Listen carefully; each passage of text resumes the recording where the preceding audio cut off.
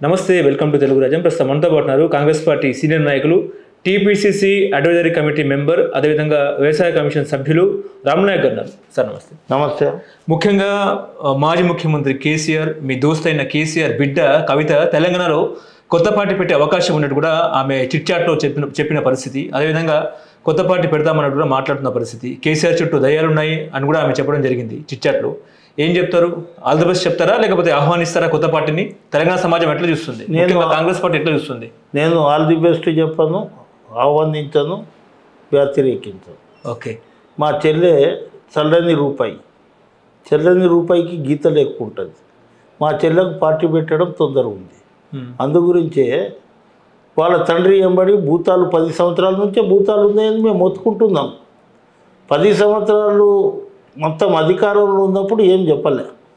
ఆ రోజు నుంచే అధికారం వచ్చిన తర్వాత జీన్ అంటారు మనం తెలంగాణలో, భూతేతి దాదారై జీన్ వచ్చిందిరా అంటారు. అటువంటి జీన్లు గిట్ట తయారయ్యారు మీ తండ్రి ఎంబడి అని చెప్పినాం మేము. కానీ అప్పుడు కనిపించలేవు. పవర్ పోయిన తర్వాత పంపకాల మీద ఇప్పుడు మేము పార్టీ పెట్టినాం. టీఆర్ఎస్ పార్టీ ఎందుకు పెట్టినాం? ఆ రోజు తెలంగాణ ప్రజలకు అవసరం ఉండే, తెలంగాణ ప్రజల సెంటిమెంట్ రగులుతుండే, పార్టీ పెట్టినాం. ఇవాళ ఏమని ఆమె పార్టీ పెడుతుంది? మా నాయన సంపాదించిన లక్షలాది కోట్ల రూపాయల నా వాటర్ రాలేదు, అందు గురించే పార్టీ పెడుతున్నా. లేదంటే ఇంకా ఎందుకు పెడుతుంది? ఉద్యమకారులకు అసలు ఈ వాల్యూ ఇస్తలేరు అంటుంది. ఉద్యమకారులకు మీరు 10 సంవత్సరాలు ఉన్నప్పుడు ఉద్యమకారులకు అందరినీ బయట వెళ్ళగొట్టినావు కదా. మా అన్నగారికి నేను అంటున్నా, మా అన్నగారికి మాకు ఒక రూల్, మీ బిడ్డకు ఒక రూలా? నన్ను ఏమి కారణాలు లేకుండా నన్ను సస్పెండ్ చేసి బయట పంపించేసాడు. నేను గిరిజనుల పక్షాన, ఉద్యమకారుల పక్షాన గళం ఇప్పి, నా గొంతు ఇప్పి మాట్లాడిందని నన్ను బయట పంపించు. ఈటల రాజేందర్ని బయట పంపించు. నాయన నరసింహారెడ్డిని కుమిలిచ్చి చంపిరు.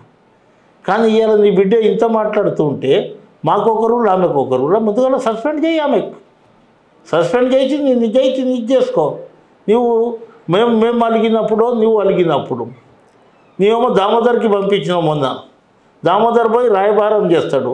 మళ్ళీ మమ్మల్ని సస్పెండ్ చేసినప్పుడు ఒక సోకాసి ఇవ్వలే. అంటే ఉద్యమకారులను ఎవరైతే పాతలు ఉంటారో వాళ్ళని తీసి పక్కకు పెట్టాలి అనే ఉద్దేశంతో ఆ రోజు 4 ఒకటే ఉండే. హరీష్ రావు వెలగొట్టే దాంట్లో ప్రధాన పాత్ర, కేటీఆర్ది ప్రధాన పాత్ర, తర్వాత కవితది ప్రధాన పాత్ర, సంతోష్రావుది ప్రధాన పాత్ర. వీళ్ళు పాత్రలు ఉన్నారు, మా గురించి అన్నీ తెలుసు. వీళ్ళకు మేము బయట పంపించకపోతే మా ముంగట సవారీ చేస్తారు వీళ్ళనే ఉద్దేశంతో మమ్మల్ని బయట పంపించారు. ఇవాళ కవిత పార్టీ పెడుతుంది, తప్పకుండా పెట్టాలి. ఆమె పార్టీ పెట్టాలి. ఎందుకోసం అంటే పంపకాల విషయంలో నాకు రాలేదు, పంపకాలు కరెక్ట్ వస్తే నేను పార్టీ మూసేస్తా అనే పార్టీ పెట్టాలి. పార్టీతోటి అది ఒక నాయకురాలుగా చలామణి అవ్వాలి. తెలంగాణలో పాదయాత్ర చేస్తా, డబ్బులు బాగున్నాయి కదా, తండ్రి సంపాదించిన లక్షల కోట్లు మీ దగ్గర ఉన్నాయి. పాదయాత్ర చేస్తా, నేనేం తక్కువ ఉందా, కేసీఆర్ బిడ్డని అన్న ఇడిచిన బాండమని అప్పుడు ఆమె తిరిగింది కదా, షర్మిల.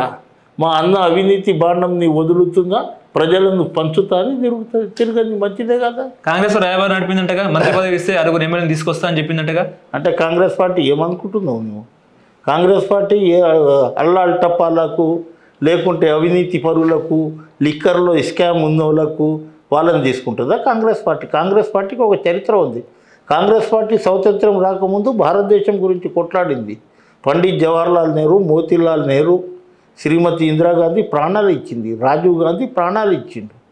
కాంగ్రెస్ పార్టీ తెలంగాణ ఇచ్చింది. ఆ కాంగ్రెస్ పార్టీకే మీరు మోసం చేసిర్రు, ప్రజలను మోసం చేసిర్రు. ఇప్పుడు కాంగ్రెస్ పార్టీతోటి రాయబారం పెడతాం. కవిత వస్తే 6 మంది ఎమ్మెల్యేని తీసుకొస్తుంది, మంత్రి పదవి కావాలి. ఇంకా ముఖ్యమంత్రి పదవి అడగలేదు నువ్వు.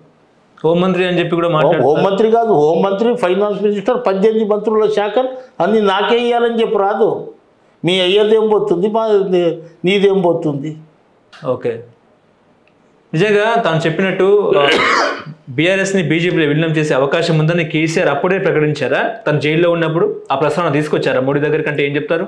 ఇప్పుడు నేనేమంటున్నా, జర్నలిస్ట్ సాబ్, ఆ రోజు ఎన్డీఏ ప్రభుత్వం రైతులకు వ్యతిరేకంగా బిల్లు పాస్ చేసిండు, ఆ దానికి సపోర్ట్ చేసిండు, నోట్బందీకి సపోర్ట్ చేసిండు, జీఎస్టీ బిల్కు సపోర్ట్ చేసిండు, 370 ఆర్టికల్కు సపోర్ట్ చేసిండు, తర్వాత తల్లాక్కు సపోర్ట్ చేసిండు. ఆ రోజు నుంచే ఇండికేషన్ ఉంది. ఎప్పుడైతే ఈమె లిక్కర్ కేసులో తీహార్ జైలుకు పోయినప్పుడు ఏమన్నారంటే ఇది మనం విలీనం చేద్దాం, బీజేపీలో ఇది చేసుకుందాం అనే పద్ధతిలో మాట్లాడిన వాళ్ళు. తర్వాత ఆమె బయటికి వచ్చిన తర్వాత మళ్ళీ మనసు మార్చుకొని మళ్ళీ మనం ఎలక్షన్లో ఎట్టి పరిస్థితిలో వస్తాము అనే పద్ధతిలో మొన్న ఓడిపోయిన తర్వాత తెలుస్తుంది. అంతకుముందు ఎవరిని గెలవని వాళ్ళు ఇవాళ ఎందుకు గెలుస్తున్నారు? బాబాసాహెబ్ అంబేద్కర్ ఇచ్చిన బుల్లెట్ కంటే పవర్ఫుల్ బ్యాలెట్ దించేసింది వీళ్ళ అహంకారం, వీళ్ళ అవినీతి మీద ప్రజలు కాంగ్రెస్ పార్టీకి పట్టం కట్టారు. ఇలా కాంగ్రెస్ పార్టీ 15 నెలలు అయింది, పనిచేస్తుంది.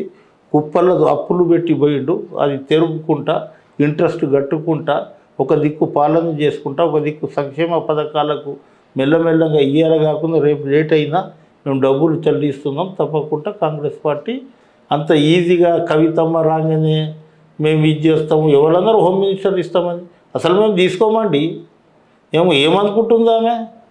6 మంది కాదు 23 మందిని వచ్చినా మా దగ్గర మెజారిటీ ఉంది.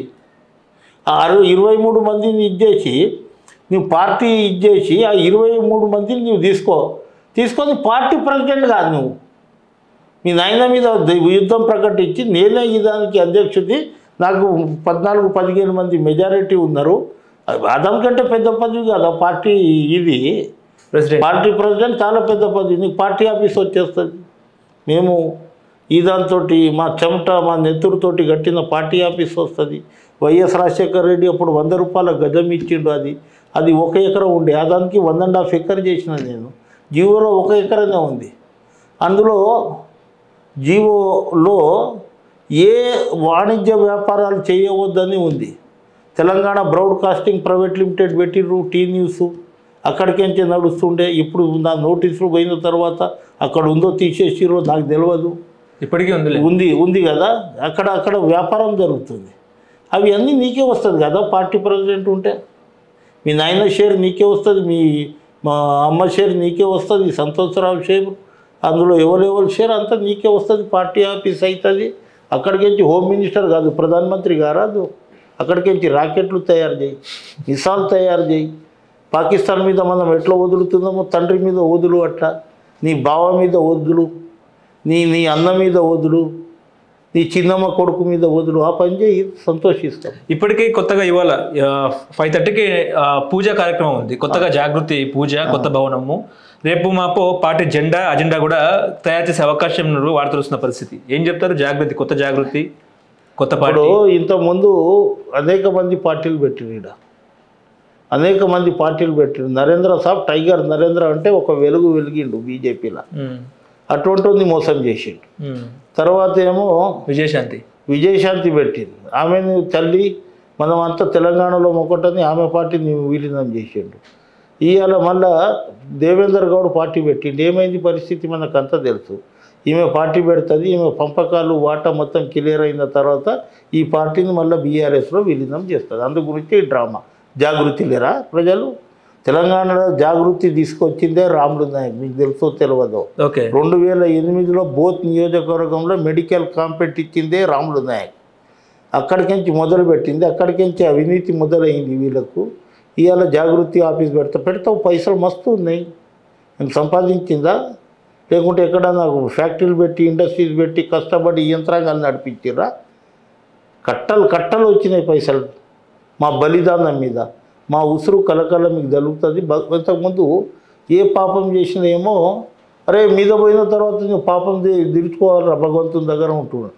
కానీ ఈ 20 సంవత్సరాల నుంచి నేను చూస్తున్నా, ఎవడైతే పాపం చేస్తాడో ఇక్కడనే ఇది చేస్తారు. వీళ్ళు కొట్టుకుంటారు, లుక్క అవుతుంది. వీళ్ళ పడవ మునిగే పరిస్థితిలో ఉంది. నేను ఏమని చిట్టాట్లా కాంగ్రెస్ పార్టీ మునిగిపోయే పడవ అది. మళ్ళీ ఏమో ఇక్కడ 6 మంది మంత్రులను తీసుకొస్తా, నాకు మంత్రి ఇస్తారని రాయబారం పంపిస్తారు. ఇది ఆమె పరిస్థితి. తెలంగాణ బహుజన రాష్ట్ర సమితి అంటగా TBRS అంట కదా, కవిత కొత్త పార్టీ TBRS, తెలంగాణ బహుజన రాష్ట్ర సమితి అంట. వాళ్ళు అయ్యేదేమో BRS, ఈమెదేమో TBRS, తెలంగాణ బహుజన రాష్ట్ర సమితి అంట. తెలంగాణ బహుజన భోజనం ఉంటుంది కదా, మంచిగా తినేటప్పుడు పుష్టిగా తింటారు చూడు. అరే మంచి భోజనం చేసినావా? భోజన పార్టీ కాదు, భోజన పార్టీ అది. తెలంగాణ భోజన పార్టీ తలకాయ కూర, బోటి, కాళ్ళ, షేర్వా ఇవి అన్నీ కలిపి హాయిగా తింటారు చూడు. ఈ భోజన పార్టీ నా భోజనం అక్కడికి వెళ్ళి రాలే, నా వాటర్ రాలేదు, మీరంతా పిచ్చోళ్ళు, నా ఎంబడి ఉండదు, నువ్వు ఎమ్మెల్యే అవుతావు, నువ్వు ఎంపీ అవుతావు, నువ్వు మంత్రి అవుతావు, నేను మొత్తం ఒక్కొక్కరికి 20 కోట్లు ఇస్తానని మభ్యపెట్టి ఎలక్షన్ వచ్చే వరకు భోజన పార్టీకి వాట వచ్చేస్తుంది. భోజనం ఎవరికి పెట్టదు, ఇస్తరాకు చూపెడుతుంది, ఇగో ఇన్ని వస్తువులు ఉన్నాయి ఈ భోజనంలో అని ఆ ఇస్తరాకుని మలిచి తీసుకోపోతుంది. మీ ఓట్ బ్యాంక్ నీకు గండి కొట్టే అవకాశం ఉందా కవిత బయటకు వస్తే? మా ఓట్ బ్యాంక్ అంటే ఎస్సీ బీసీ మైనార్టీలో ఓట్ ఎస్సీ ఎస్టీ బీసీలో వాళ్ళకు ఓటేస్తారా? ఇవాళ సామాజిక న్యాయం అంటుంది ఆమె. వీళ్ళ శాతం ఎంత? 0.5%. 0.5% అయినోడు ముఖ్యమంత్రి అయ్యాడు బేకూఫ్ చేసి మామూలుని.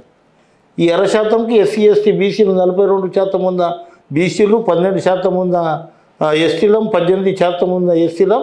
ఈమె మాయ మాటలు చెప్పి ఆ నాగిన్ డ్యాన్స్ చేస్తారు చూడు, మన పిల్లలు ఆడతారు డీజే మీద.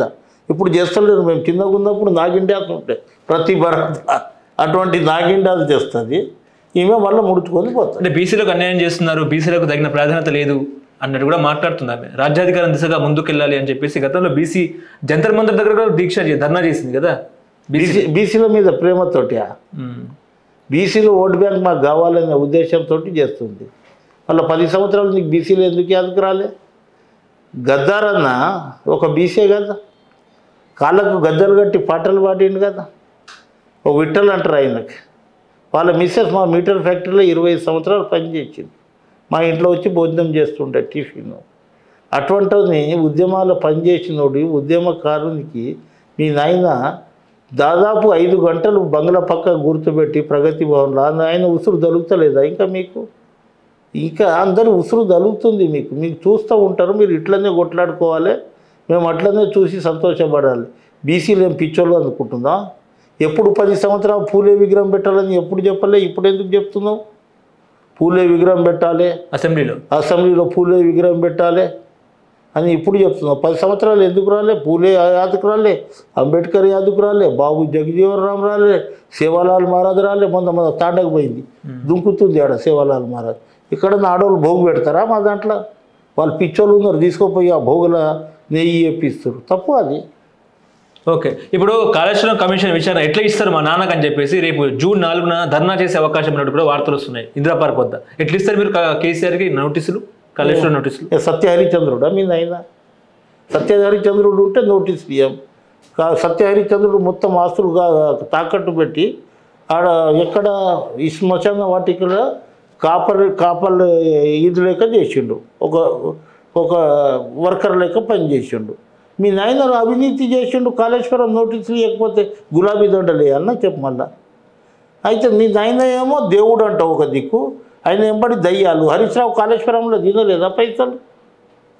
తింటనే కాదు. ఇవాళ మా హరిరామ్ ఉన్నాడు, హరిరామ్ 10 సంవత్సరాల కించి ఎక్కడన్నా ఆయన హరిరామ్ పేరు వచ్చిందా? కేసీఆర్, హరీష్ రావు, మెగా కృష్ణారెడ్డి పేరు వచ్చింది. వాళ్ళు ఇచ్చే పైసలను ఆయన కొన్ని తీసుకుంటూ నేను కాదని సత్యహరిచంద్రుడు అంటలేడు. ఈ ముగ్గురిని పక్కకు పెట్టేసి హరిరామ్ ఏంది చిన్న చేప, అది పరకల చేప అంటారు చూడు, పరక పిల్ల, ఆమెను తీసుకుపోయి ఆయన ఎస్టీ అని జైలుకి వేసేస్తే ఇది కరెక్ట్ కాదు కదా. అట్లా కాళేశ్వరంలో తప్పకుండా నేను అనుకుంటా కమిషన్ ఇది చేస్తుంది. కమిషన్ 100% తాను పని తాను చేస్తుంది. Thank you. హలో, తెలుగు రాజ్యం ఛానల్ చూస్తున్నారా? సామాజిక రాజకీయ జీవన చిత్రణే తెలుగు రాజ్యం. అతిశయోక్తులు అసత్యాలు ఉండవు. రాజకీయ కోణం కాదు, ప్రజా కోణమే కొలబద్ద. తెలుగు రాజ్యం వీక్షణ మీ ఉత్తమ అభిరుచికి నిదర్శనం.